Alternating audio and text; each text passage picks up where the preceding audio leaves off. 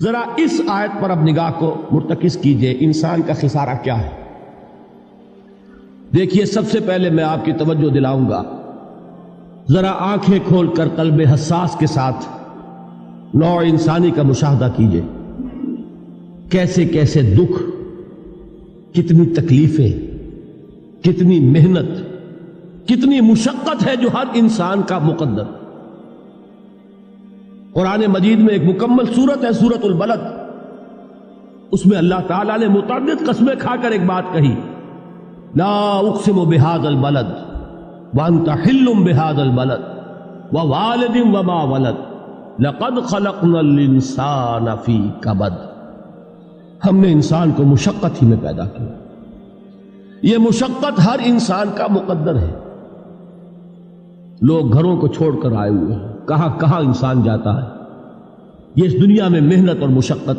ہاں، ایک مغالطہ ہو جاتا ہے کہ شاید یہ محلوں میں رہنے والے جو ہیں انہیں کوئی مشقت نہیں، انہیں کوئی دکھ نہیں، حالانکہ حقیقت یہ نہیں ہے۔ جو جتنا امیر ہے آپ دیکھیں گے اس کی جسمانی مشقت کم ہے، ذہنی کوفت زیادہ ہے۔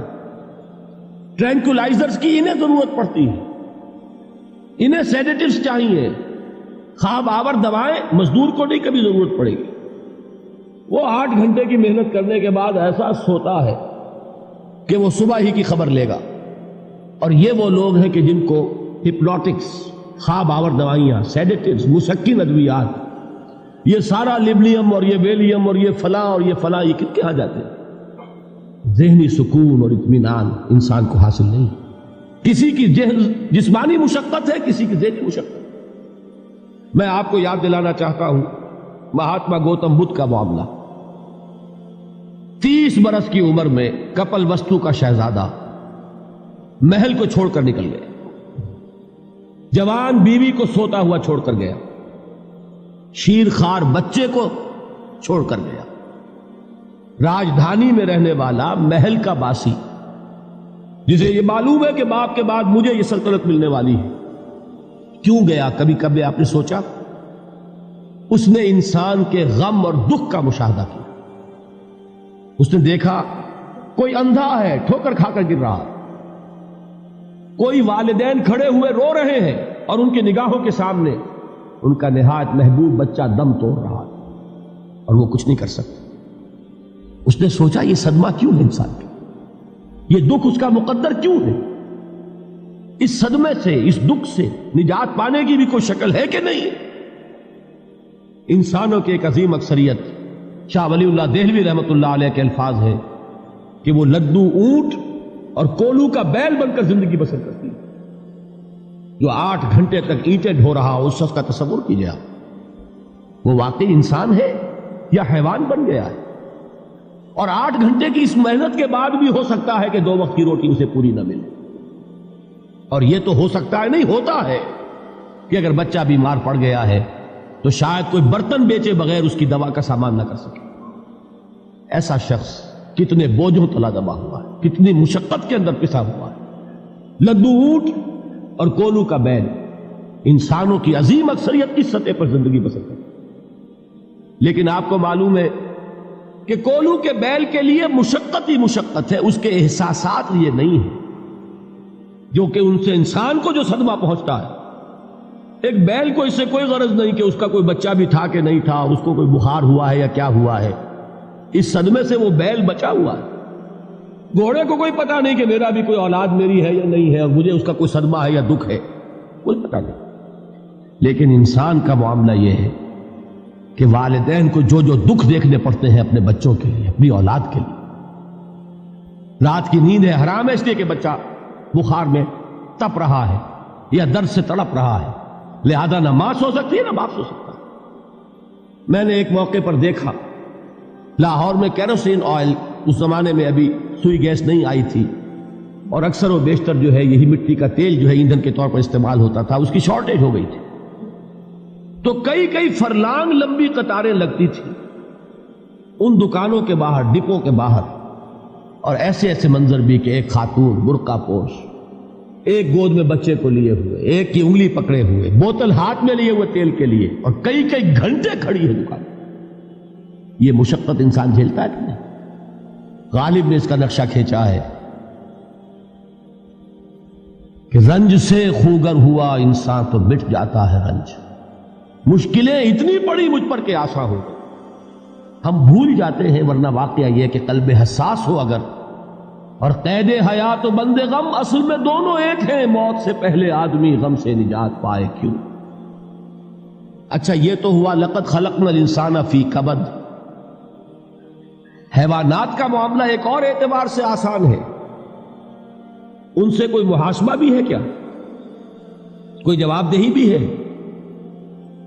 کوئی ان کو اللہ کے حضور میں کھڑے ہو کر اپنے اعمال کا حساب بھی دینا؟ نہیں.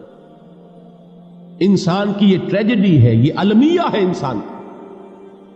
اس کو بھی قرآن مجید کی ایک سورت میں قسمیں کھا کر اذا السماء انشقت، اس کے بعد کیا فرمایا؟ یا ایھا الانسان انک کادح الی ربک کدحا فملاقیہ. اے انسان، تیرا المیہ، تیری ٹریجڈی اس سے کہیں بڑھ کر ہے. تجھے صدمے پر صدمے جھیلتے ہوئے، مشقت پر مشقت برداشت کرتے ہوئے ایک روز اپنے رب کے حضور میں بھی کھڑا ہوگا، جواب دہی بھی کرنی. اس دن کے حساب سے، اس دن کے احساس سے جو بڑے بڑے ہماری امت کے عظیم جو گلے سرسبد ہیں، ان کا یہ حال آپ نے پڑھا ہوگا. حضرت ابوبکر صدیق رضی اللہ تعالی عنہ وہ ایک عجیب کیف کے عالم میں فرمایا کرتے تھے، کاش میں درختوں پر چہچہاتی ہوئی چڑیا ہوتا جس سے حساب کتاب نہیں ہوگا. کاش کہ میں گھاس کا تنکا ہوتا جو آج ہے اور کل آگ میں جلا دیا جاتا، ختم ہو جاتا، اس سے محاسبہ کوئی نہیں.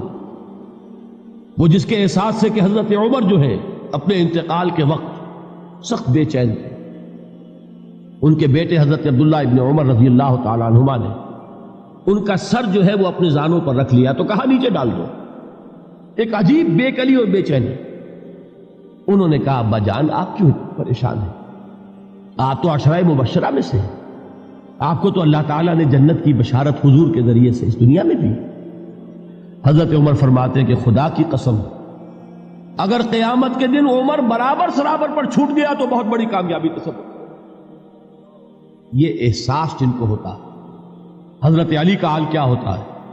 ابھی جو آپ نے حافظ صاحب سے سنا، یہ حضرت علی کا معاملہ ہے کہ ایک تیر پیوست ہو گیا تھا، کسی طرح نکل نہیں رہا تھا. حضرت علی نے فرمایا کہ اچھا چھوڑو مجھے، میں نماز کی نیت باندھتا ہوں. نماز کی نیت پڑھتے تھے تو لرزتے تھے، کانپتے تھے. کس کے سامنے کھڑا ہوں اور کس کے سامنے مجھے ایک دن جواب دہی کے لیے کھڑا ہونا ہوگا. لن تزولا قدم ابن آدم، حضور نے خبر دی ہے ابن آدم کے قدم ہل نہیں سکیں گے. جیسے مجرم کھڑا ہوتا ہے کٹہرے کے اندر، اس کٹہرے میں سے ہل نہیں سکو گے حتی یسأل عن خمس، جب تک کہ 5 چیزوں کا حساب نہ لے لیا جائے. وہ 5 چیزیں کیا ہے؟ کان کھول کر سنیے. عن عمرہ فیما افناہ، عمر کا حساب دو. یہ 80 برس اور 70 برس ہم نے تمہیں دنیا میں دیے، کہاں ضائع کیے؟ وعن شبابہ فیما ابلاہ، اور خاص طور پر جوانی کا دور، امنگوں کے دن، ولولے ہوتے ہیں، قوت ہوتی ہے، توانائی ہوتی ہے، آدمی چلتے ہوئے زمین پر پاؤں مارتا ہے، قوت جو ہے وہ اپنا اظہار چاہتی ہے. یہ جوانی کہاں گلائی؟ حساب دو، ایک ایک لمحے کا حساب دو. وَعَن مَالِهِ مِنْ أَيْنَ اكْتَسَبَهُ وَفِيمَا أَنْفَقَهُ، ایک ایک پائی کا حساب دو. مال کا کہاں سے کمایا تھا، حلال سے کہ حرام سے، اور کہاں خرچ کیا تھا، گل چھروں میں، عیاشیوں میں، یا نیکی کے کاموں میں، ادائے حقوق اللہ کے دین کے لیے. 4 سوال ہو گئے. 2 زندگی کے بارے میں، ایک زندگی پوری بحیثیت مجموعی کہاں کس کام میں لگائی، اور خاص طور پر شباب کا دور کہاں لگایا. 2 سوال مال کے بارے میں، کمایا کہاں سے، حلال سے کہ حرام سے، جائز سے کہ ناجائز سے، خرچ کہاں کیا. اور آخری سوال وعما عمل فیما علم، جو علم حاصل کیا تھا اس میں عمل کتنا کیا. علم کے انبار لگاتے چلے گئے اور عمل کے آغاز کی بھی نوبت نہ آئی. یہ علم جو ہے یہ اس روز سب سے بڑا وبال بن جائے گا. اتنا علم اور عمل کچھ نہیں، بجائے کہ کریڈٹ کا ذریعہ بنے یہ الٹا ڈیبٹ کا کھاتہ بن جائے. یہ جواب دہی کا احساس ہے کہ جس کی وجہ سے انسان کی ٹریجڈی جو ہے وہ دوہری ہے. کوئی حیوان اتنے بوجھ تلے نہیں. مشقت کی، محنت کی، اس زندگی میں ختم ہوئے، اس کے بعد کوئی محاسبہ نہیں. اس کو بھی غالب نے خوب کہا ہے کہ اب تو گھبرا کے یہ کہتے ہیں کہ مر جائیں گے، اور مر کے بھی چین نہ پایا تو کدھر جائے. یہ ہے وہ ہیومن ٹریجڈی